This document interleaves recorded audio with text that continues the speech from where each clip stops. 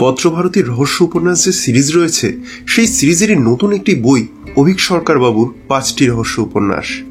এর থেকে বেশি কিছু বলে ইন্ট্রোটাকে আর বর্ণনা করে মূল আলোচনায় চলে আসি যে বইটি কেমন হয়েছে।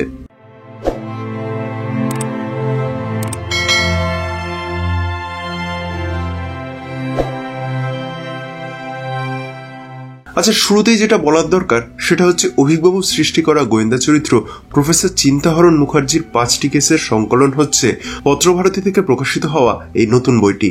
যারা এই চরিত্রটা সম্পর্কে জানেন না তাদের জন্য বলছি, প্রফেসর চিন্তাহরণ মুখার্জি কিন্তু প্রথাগত গোয়েন্দা চরিত্র নন। তিনি আসলে সেলস অ্যান্ড মার্কেটিং এর একজন প্রফেসর। তার ভাগ্নে, যে কিনা সিআইডির একজন এডিজি, তার অনুরোধে বিভিন্ন জটিল কেসে তাদের সাহায্য করে থাকেন। আর সেই কেসগুলিতে তিনি সাইডকিক হিসেবে পান একজন নবীন পুলিশ অফিসার মনোজেন্দ্র বর্মনকে। প্রফেসর মুখার্জির পড়াশোনা অগাধ, মস্তিষ্কটি ক্ষুরোধার এবং যুক্তিজাল অভ্রান্ত। তবে তিনি খুবই খাদ্যরসিক এবং তার সাথে সুরাপ্রেমীও বটে। এহেন তীক্ষ্ণ বুদ্ধি সম্পন্ন মানুষের 5টি রুদ্ধশ্বাস কাহিনীর সংকলন এই বইটি। যে 5টি কাহিনী এতে রয়েছে সেগুলি হল ফাগুন হাওয়ায় হাওয়ায়, নরেন মিত্রের পারফিউম, আত্মহত্যার অন্দরমহল, অপহরণের আড়ালে এবং বরেন মজুমদার হত্যা রহস্য।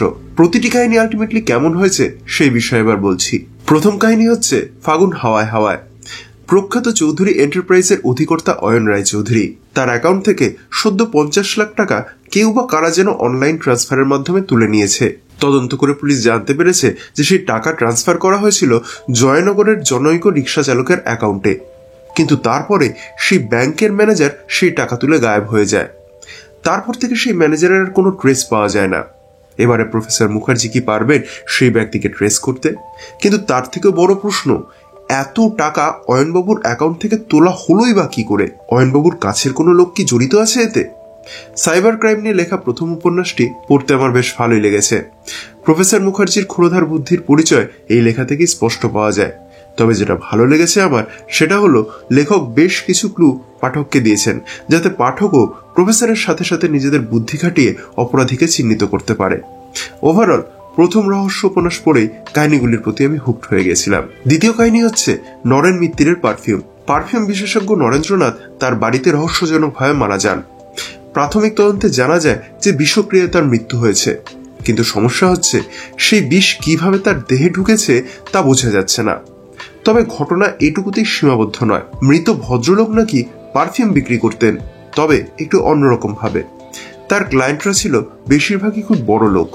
তাদের শরীরে যে পারফিউম ফিট হবে সেরকম পারফিউম নাকি তাদের জন্য তৈরি করে দিতেন, এবং সেগুলি সাপ্লাই করার দায়িত্ব ছিল বিপিন হালদার বলে একজন পারফিউম সেলারের। নরেন্দ্রনাথের মৃত্যুর পরে রহস্যজনকভাবে সেই বিপিন হালদারও নাকি মারা গিয়েছে, এবং সমস্ত ক্লায়েন্টদের বাড়ি থেকে চুরি গিয়েছে তাদের পারফিউমের শিশিও। কে বা কারা এসব করছে? তাদের উদ্দেশ্যই বা কি? প্রফেসর মুখার্জি কি পারবে এই জটিল রহস্যের সমাধান করতে? প্রথম কাহিনীর থেকে এই কাহিনীটি অনেক বেশি জটিল এবং অনেক বেশি ইন্টারেস্টিং লেগেছে আমার। প্রফেসর মুখার্জি এবারে কিন্তু বেশ একটা গোলক ধাঁধার মধ্যে পড়ে গিয়েছিলেন, আর ভিলেন যত স্ট্রং হয় এই ধরনের গল্পের মজাও তত স্ট্রং হয়, যা এই গল্পের ক্ষেত্রেও প্রযোজ্য। ফলে দ্বিতীয় গল্প পড়ে আমার পরবর্তী গল্প পড়ার ইচ্ছে আরো বেড়ে গিয়েছিল। তৃতীয় কাহিনী হচ্ছে আত্মহত্যার অন্দরমহল।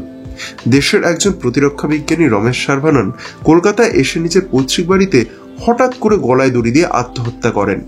কিন্তু সমস্যা হচ্ছে যে তার আগের দিন প্রফেসর মুখার্জি নিজে গিয়ে তার সাথে দেখা করেছিলেন। তখন কিন্তু তার মধ্যে কোনো যে ডিপ্রেশন রয়েছে যার জন্য একজন মানুষ আত্মহত্যা করতে পারে এমন মনে হয়নি। তাহলে একদিনের মধ্যে এমন কি হলো যার জন্য এই মানুষটি আত্মহত্যা করলো? সব থেকে বড় প্রশ্ন, মানুষটি কি সত্যি আত্মহত্যা করেছে, নাকি কেউ তাকে খুন করে বিষয়টিকে আত্মহত্যার লুক দিয়েছে? প্রফেসর মুখার্জি কি পারবেন এই রহস্যের সমাধান করতে? দ্বিতীয় কাহিনীর মতন অত জটিল না হলেও এই কাহিনীও পড়তে আমার কিন্তু বেশ ভালোই লেগেছে। একটা অন্যরকম জিনিস জানতে পেরেছি এই গল্পের মাধ্যমে, যা আমি একদমই এক্সপেক্ট করিনি। এবারে নেক্সট কাহিনী হচ্ছে অপহরণের আড়ালে। কিছুদিন আগে জগদীন্দ্র নারায়ণ মুখার্জির নাতি ব্রতীন্দ্র নারায়ণকে কে বা কারা যেন অপহরণ করে নেয়, কিন্তু সমস্যা হচ্ছে অপহরণ হলেও অপহরণকারীর তরফ থেকে কোনো ফোন আসেনি মুক্তিপণ দাবি করে। তাহলে যারা প্রতিনকে অপহরণ করে নিয়ে গেল তাদের আসল উদ্দেশ্য কি? প্রফেসর মুখার্জি কি পারবে অপরাধীকে খুঁজে বের করে প্রতিনকে উদ্ধার করতে? 5টি গল্পের মধ্যে এই গল্পটিকে আমার একটু দুর্বল লেগেছে, কারণ খানিকটা পড়া হয়ে যাওয়ার পর আমি ধরতে পেরে গিয়েছিলাম যে আসলে কি হতে যাচ্ছে, কিন্তু তাও লেখনির গুণে পড়তে খুব একটা খারাপ লাগে না। তবে এতে বাকি গল্পের তুলনায় সারপ্রাইজিং এলিমেন্ট আমার একটু কম লেগেছে। শেষ কাহিনী হচ্ছে বরেন মজুমদারের হত্যা রহস্য। বরেন মজুমদার বলে একজন ব্যক্তিকে তার ঘরে মৃত অবস্থায় পাওয়া যায়। সকলে এটিকে স্বাভাবিক মৃত্যু মনে করলেও সেই বাড়ির ফ্যামিলি ফিজিশিয়ান এটাকে অস্বাভাবিক মৃত্যু বলে সন্দেহ করে। ফলে বরেন মজুমদারের ছেলে এই বিষয়ে তদন্ত করার জন্য থানায় ডায়েরি করে এবং ফরেন্সিক রিপোর্ট থেকে জানা যায় যে বরেন মজুমদারের আসলে মৃত্যু হয়েছে বিষক্রিয়ায়। এবারে কে বা কারা এই মৃত্যুর সাথে জড়িত এবং কেনই বা তিনি খুন হলেন এবং কিভাবে হলেন সেটাই মেন রহস্য। এই কাহিনী সংকলনের সব থেকে সেরা কাহিনী এই কাহিনীটি। শুরু থেকে শেষ পর্যন্ত টান টান একটি রহস্য কাহিনী এটা। লেখক খুব সুন্দর করে রহস্য তৈরি করতে সফল হয়েছেন এবং সেটা সলভ করার পদ্ধতিও আমার পড়তে বেশ ভালো লেগেছে। এবারে নেগেটিভ পয়েন্টে যাওয়ার আগে আসি বইটির প্রোডাকশন কোয়ালিটিতে। বইটি প্রকাশিত হয়েছে পত্রভারতী থেকে। বইটিতে মোট 232টি পেজ রয়েছে এবং বইটির মুদ্রিত মূল্য রয়েছে 340 টাকা। বইটি হার্ড বাইন্ডিং এ রয়েছে এবং দাম অনুযায়ী এই বাইন্ডিং আমার বেশ ভালোই লেগেছে। বইটির ওপরে একটি ডাস্ট জ্যাকেট রয়েছে এবং এই ডাস্ট জ্যাকেট আবার খোলা যায়। ডাস্ট জ্যাকেটের নিচে যে হার্ড কভার রয়েছে তাতেও ডাস্ট জ্যাকেটের প্রচ্ছদটি দেওয়া রয়েছে। সেদিক থেকে পাবলিকেশন হাউস কোনো রকম কোনো কার্পণ্য করেনি। পেজ কোয়ালিটি এবং প্রিন্টিং কোয়ালিটি আমার মোটামুটি লেগেছে। পত্রভারতী থেকে আরেকটু বেটার এক্সপেক্ট করেছিলাম। যে ধরনের ফন্ট সাইজ এখানে ইউজ করা হয়েছে তা বর্তমানের বাকি পাবলিকেশনের তুলনায় আমার বেশ ছোট লেগেছে। আর একটু বড় সাইজ হলে হয়তো ভালো হতো বলেই আমার মনে হয়েছে। যাদের ছোট ফন্ট পড়তে অসুবিধা হয় তাদের এরকম সাইজের ফন্ট পড়তে একটু অসুবিধা হতে পারে। যাই হোক, এবারে যেটা বলার সেটা হলো প্রচ্ছদ নিয়ে। বইটির প্রচ্ছদ করেছে কৃষ্ণেন্দু মণ্ডল এবং ওনার করা এই প্রচ্ছদটি আমার খুব একটা আহামরি লাগেনি, জাস্ট ঠিকঠাক লেগেছে। এবারে আসি অলঙ্করণের বিষয়। এই বইতে প্রতিটি কাহিনীর শুরুতে একটি করেই অলঙ্করণ রয়েছে যেগুলি করেছেন কৃষ্ণেন্দু মণ্ডল। অলঙ্করণগুলি আমার বেশ ভালোই লেগেছে। তবে হ্যাঁ, আরো যদি কিছু অলঙ্করণ থাকতো তাহলে মনে হয় ভালো হতো। বইটির প্রুফ রিডিং আমার বেশ ভালোই লেগেছে, কারণ অল্প কিছু জায়গায় ছাড়া সেরকম বানান ভুল বা মুদ্রণ প্রমাদ আমার চোখে ধরা পড়েনি। এবারে আসি বইটির নেগেটিভ পয়েন্টের দিকে। গল্প ওয়াইজ আমার সেরকম কোনো নেগেটিভ পয়েন্ট কিছু নজরে আসেনি, তবে প্রিন্টিং ওয়াইজ আর একটু বেটার হলে ভালো হতো বলেই আমার মনে হয়েছে। এবারে উপসংহারে আসা যাক।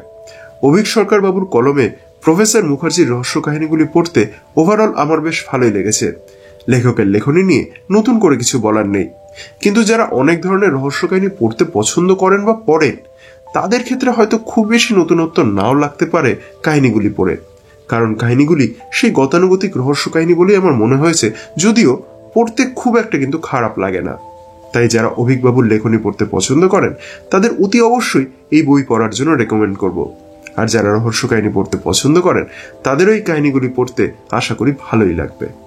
তো বন্ধুরা, এই ছিল আজকের পাঠক প্রতিক্রিয়া।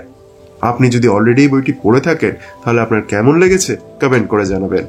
আর আমার এই কাজ যদি ভালো লেগে থাকে তাহলে এই ভিডিওটি লাইক এবং কমেন্ট করার এবং শেয়ার করার অনুরোধ রইল। আর হ্যাঁ, আপনি যদি আমার চ্যানেলে নতুন এসে থাকেন আর আমার কাজ যোগ্য বলে মনে হয় তাহলে আমার চ্যানেল বিএম বুক রিভিউ সাবস্ক্রাইব করে আমায় সাপোর্ট করার অনুরোধ রইল। দেখা হবে পরবর্তী ভিডিওতে। সকলে ভালো থাকবেন, সুস্থ থাকবেন।